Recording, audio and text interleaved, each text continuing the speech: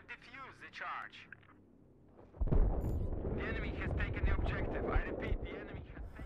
Hi guys, Luetin here, and today we've got some Kharg Island gameplay for you. Now, I've been away for a few days, so I've been trying to get a little bit of footage and get some work done for you. This one is a bit of an overview analysis, just looking at the round, and I wanted to explain a little bit about how I play when I get into these games, what I'm thinking about, which I think may help. So obviously Kharg is quite a vehicle heavy map, so I'm going with engineer, going with a good all-round gun with the M4A1, taking javelins, and I know people use smokes, but javelin is good because you can take out the helicopters and so on, as well as other vehicles. I'm also taking mines to try and protect the base. So off we go. Now, what I'm doing at the very start of this round, okay, you'll first up notice that I think I tried to get into a squad and found that the squads were locked up. So I had to go solo. It wasn't a choice. I couldn't get into any other squad. I was on my own.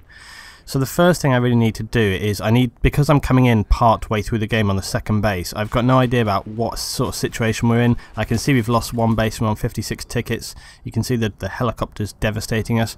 And what I really need to do is try and get some kind of understanding of where we are in the game.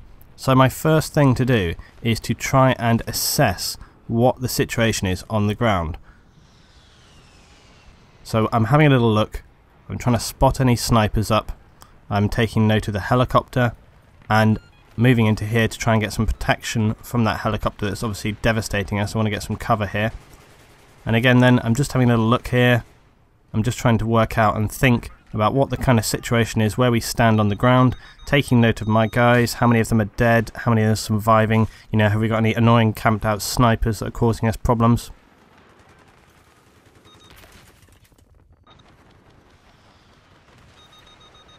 And you can see that straight away I'm being able to use the javelin here, but luckily some of my team members as well, you can see the Igler got that guy there.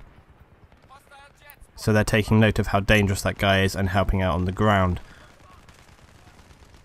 This is kind of quite a normal situation at the moment. We've got sort of bit of helicopter action, bit of guys on the ground, no kind of crazy rushing. This is fairly normal for this kind of ticket count point in the game, around sort of 50 tickets.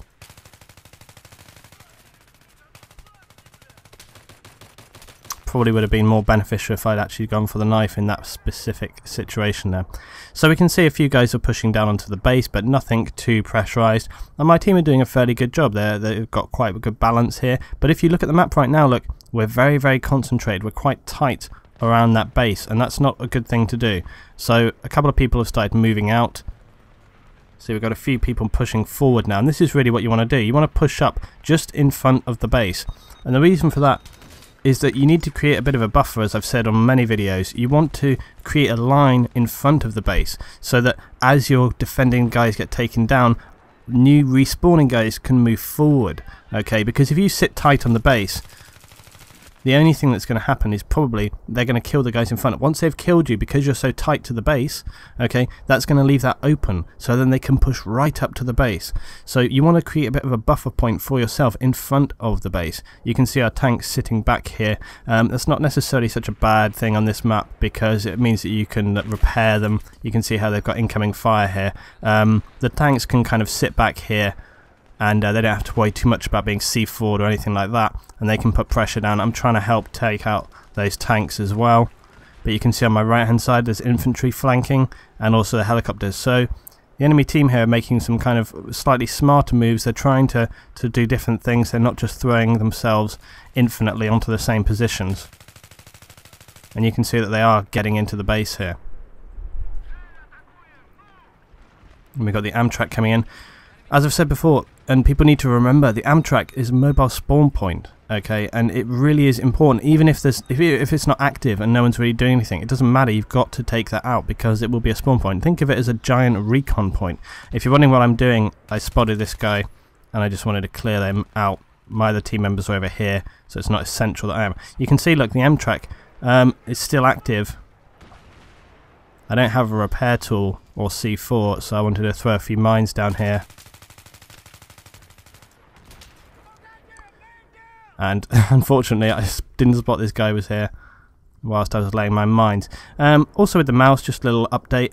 The thing is, because you take a few days out, on my last video, because people were saying, oh, you're getting stressed by the game, Luetin. I wasn't really stressed by the game, I was just frustrated at the consistent amount of poor gameplay that we were having.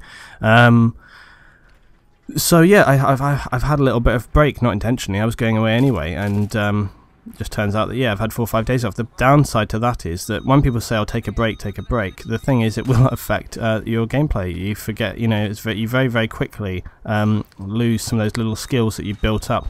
And I was getting better, I was getting more improved with the mouse and stuff like that. And, you know, obviously got to relearn that a little bit now. I know that's a SOFLAM, by the way, but SOFLAMs are annoying. They're obviously using it against our tanks. Someone to take that thing out. Look at this jet right here. He's flying about 3 miles an hour. I really do think that something I want to see with the next battlefield is an update to some of the jet dynamics, if indeed they even include jets, because I have to say I question whether or not jets are strictly necessary. But I think that, for example, if they increased player count for the consoles, which I'm not entirely sure if they will as well, but if they did, that would give a little bit more flexibility, would allow you to use jets more. But the two key things that I think they really need to do with jets, one was level cap's blackout mechanic, which I think is genius, where basically if you're pulling too many hard circles constantly, it affects, you know, you've obviously got the G-force there, and it will cause your player to start to black out, so you can't do infinite hard loops all the time. The other thing that I think they need to improve a lot is the stalling mechanic for jets, because right now you only will start to stall if you fly vertically straight up. It's kind of stupid that with a jet, like, you know, any of them, you can slow down to almost, you know, not moving speed. I mean, you saw that A10 coming in there, he was almost stationary. Which is completely stupid. It doesn't make any sense at all. And in a game where, you know, dynamics and physics are, you know, slightly more prevalent than in other titles, I think it's important that they try and address that. I think if they made those two changes as well, I think that jets would make a lot more sense, be more viable, and you would see less of this circular air combat that you constantly get. You would have a little bit more dynamic of jets. They'd have to do sweeping runs, they'd have to use actual big loops and stuff like this. It would mean as well that choosing to do a hard turn in a jet would be something that, you know, you really use in a kind of emergency situation, not so much to constantly get behind your enemy. So I don't know, yeah, it's good. Let's look though at what's happening right now. Now you can see that the guys have pushed down, okay, they've armed the target. Now the thing is, that tank that came into the base there, that tank didn't get dealt with very quickly at all, in fact not at all. The tank is now parked on B, and this is why something as well that I say again and again and again. I did mine up different areas, but I didn't mine up in front of the target here. I'm determined to take this tank out, whatever the cost. But the thing is, like I've said so many times, vehicles, it's extremely important, especially on vehicle-heavy maps like Kharg, that these things get taken down. And the next base is a great example of this as well. The Amtrak and those Abrams, they can drive pretty much right up to these targets and put a hell of a lot of suppressing fire onto it. The Amtrak is very nasty for A, because it's got that cannon with a lot of splash damage, and you can park on the road outside here and use that cannon to completely clear A. If you're attacking, incidentally, take note of that. It's very useful for that. Abrams as well can park on the hill and do the same thing. But with B particularly, you'll often see at the very start of the round, people will drive those tanks and vehicles straight into B, just jump out, and with an Amtrak parked on B, Amtraks are not very quick to be destroyed. They're very, very heavily armoured, and it can be a real pain. Now you can see me mining both the road lines here to try and provide some support for the teams. And also you see where I've moved up to here. This is kind of a reasonable distance from the base that you want to be at, okay? I always say that you want to move forward, but you don't want to be too far forward. And I think this is around this area here is a good distance, because you're just in front of the target, allows you to watch, see we can watch these roads here for targets. We can spot people coming in. Nice little pickup there on that kill. But you're not so far away that you can't run back to the target, and that is an extremely important thing to do, and I will talk about that in another video. I could even potentially use this for that example. The helicopters, of course, causes more problems. Important that we try and deal with that a little bit. I think this is that sniper that just killed me. Okay, we can see B has been armed ready. The third base on Kharg is a particularly Oh, massive grenade fell there. It's a tricky base because it's so open. People really can just run into the base, and it's very, very hard to defend because it's very, very open and wide. The only thing that helps it out is the fact that the A building is basically quite a tricky one. It reminds me a lot of the last base on Arica Harbour. On Arica Harbour, the last base was poor control there for me. Arica Harbour was it's a tricky one to deal with because of the building. The building itself is very, very awkward. And it's exactly the same here. You've got these staircases which you have to get up into, which are very easy to defend. You can claim all them, you can keep a lot of people entrenched in those buildings, and the buildings themselves are very good for defence because they can withstand a lot of fire from things like the helicopter and the tanks. So you can keep infantry very, very safe in those buildings. You can also keep them camped out with guys on top with javelins, RPGs and iglas to take down the vehicles. So the A building on this one should really be your primary defense target. Okay, B, if you can keep it, that's great, but A is really the one you want to look after. You want to make sure that A doesn't go down because you can usually hold on to it for a long time.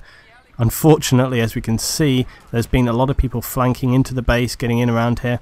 I'm trying to focus on this helicopter because it's causing us a lot of problems, and it's flying around almost with impudence right now. It's just literally unopposed, so I'm trying to harass it. You can see he's ECMing and stuff. I find that even if you harass vehicles with lock-ons, it starts to make them a little bit more stressed because they're getting locked on 24/7. I don't think this ends well here. No, I turned the wrong way. There we go. Didn't help that I was on like whatever percentage health there. Now you can see as well that I've been joined by a couple of other players from the game here, and as well Knight, who's in my clan. But the other guys, you know, they're just random players, and for people who are always saying, oh, you can never find people talking on comms, these guys were. You know, they were coherent, and they were talking well, they were using communication, we were discussing what to do in game, and they were very switched on. And I find that you can get this kind of stuff happening, but if you're never on the mic in the first place, or you don't try and use your mic, then it's not going to happen. Often when I'm in a squad with people, and they don't have mics on at all, it doesn't necessarily mean that they're not listening even. Sometimes people are genuinely listening, they just don't have their own mic or it's not set up or whatever. So I would encourage people when you're in game to use your mic, even if it doesn't seem that you're necessarily immediately going to be able to get any other people involved there. Now another thing that I really want to point out here, right, look at A right now, well defended, okay, it's heavily fortified with our players. I'm not entirely sure where we have 3 snipers up on the hills there. They seem to have been there for most of the round. I think that's just Kharg Island for you. I wouldn't particularly commend those guys over there myself. I don't think they're really helping us in any aspect, although I suppose you could suggest that they're providing a bit of distraction, and the enemy team in the base there, the noobs are shooting at the noobs. I hate that word, and I never say that, do I? I never say noob. Anyway, so you can see A is heavily fortified. Now I have chosen to take up this position here. This is another classic error that people do. When one base goes down, they just ignore the area. But if you think about it, okay, this left-hand side of the base is a huge area for them to come. They can walk down the beach, and they can take boats down and everything, okay? So this whole area here is very, very important to continue to keep someone over here. At least 1 or 2 people need to stay over here to keep eyes on. The other good thing is that if you have guys running into the middle of the base, pretty much along the line of where I'm aiming at right now, this kind of main route in, okay, it helps if you can have 2 fire points to come in at, so you can kind of pincer trap them between fire, because then they won't know where basically anyone's shooting from. If you're all in the A building, it means that all they have to do is fire RPGs and so on and so on, and basically we would be in the same situation we were when I entered the game, where they only have 1 position to aim at, and as a consequence, they can push right up to where you are and thrash that with fire.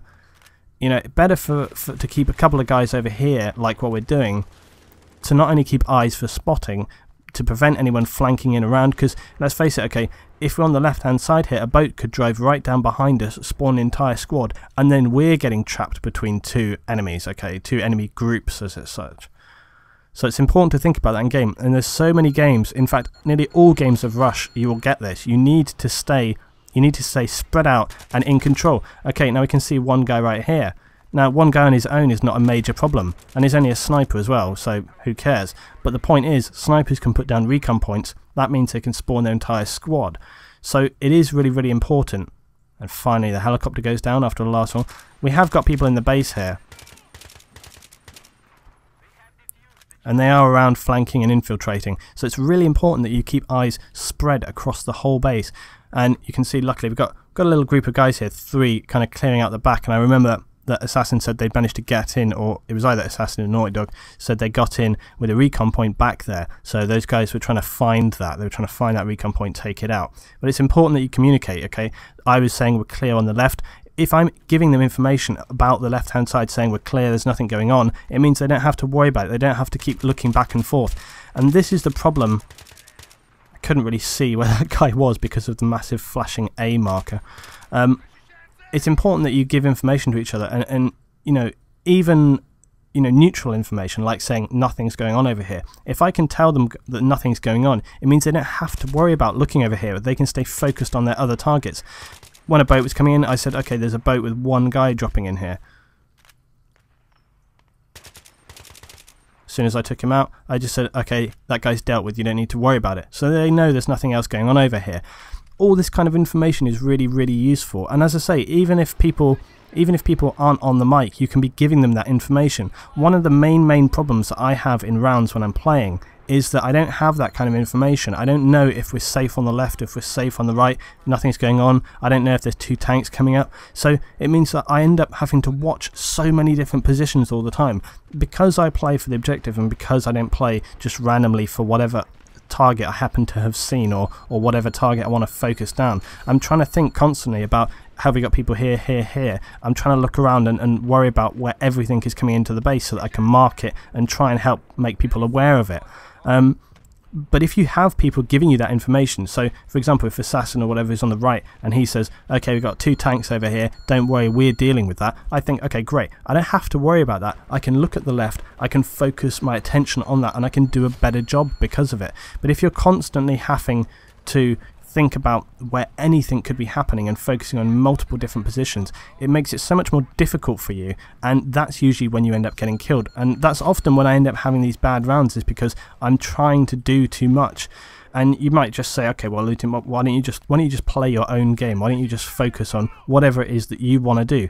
The problem is, if I do that, we just, I'm not saying that I win rounds or anything. That's not what I'm saying. But the point is that if you don't put yourself in certain positions, that's when you will get exploited. So I have to stay in positions like I am right now. If I wasn't here on the left hand side, okay, there's a fairly good chance that we could have had several teams flanking us. That's not to say we wouldn't have potentially managed to defend it, but the point is that putting yourself in those positions, you're making your defense stronger, and you're making sure that you don't give the attacking team those kind of opportunities for them to exploit, especially when you get to the end of the round like this, because whenever you get to the end of the round, when you get to 20 tickets or below, that attacking team are going to be pushing a hell of a lot harder. And you can see right now, because we're down to about 10 tickets or less, I said, okay, we need to close the net here. This end was a little bit scrappy. We could have done it a lot better. But because that Amtrak was coming in, we knew there were guys coming into the base right here. It was a massive fail by me.